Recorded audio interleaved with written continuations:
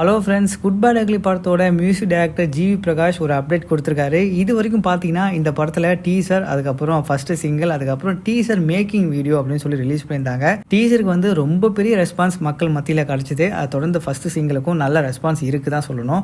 இப்போ second சிங்கிளுக்காக wait பண்ணிட்டு இருக்கோம். 29 செகண்ட் சிங்கிள் வரும் அப்படின்ற மாதிரி தான் அப்டேட் வந்துட்டு இருக்கு.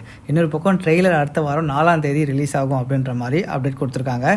ஸோ இப்போ ஜிவி பிரகாஷ் என்ன சொல்லியிருக்காரு அப்படின்னா, இந்த குட் பேட் அக்லி படத்தோட பிஜி ஸ்கோர் வந்து ஃபுல் எனர்ஜியில் ரெடி பண்ணிட்டு இருக்காராம். ஆல்மோஸ்ட் எல்லா ஒர்க்கும் முடிச்சாச்சு, ரிலீஸ்க்கு ரெடி ஆகிட்டு இருக்கோம் அப்படின்ற மாதிரி அவர் ஒரு அப்டேட் கொடுத்துருக்காரு. இந்த படம் இன்னுமே சென்சாருக்கு போல அப்படின்ற மாதிரி தான் சொல்றாங்க. மேபி இந்த வீக்கெண்டுக்குள்ள சென்சார் ரிப்போர்ட் ரிலீஸ் பண்ணுவாங்க அப்படின்னு நினைக்கிறேன். ஏன்னா பிஜி ஸ்கோர்லாம் ரெடி ஆச்சு, ரிலீஸ்க்கு ரெடி ஆகிட்டோம் அப்படின்ற மாதிரி ஜிவி பிரகாஷ் போட்டிருக்காரு.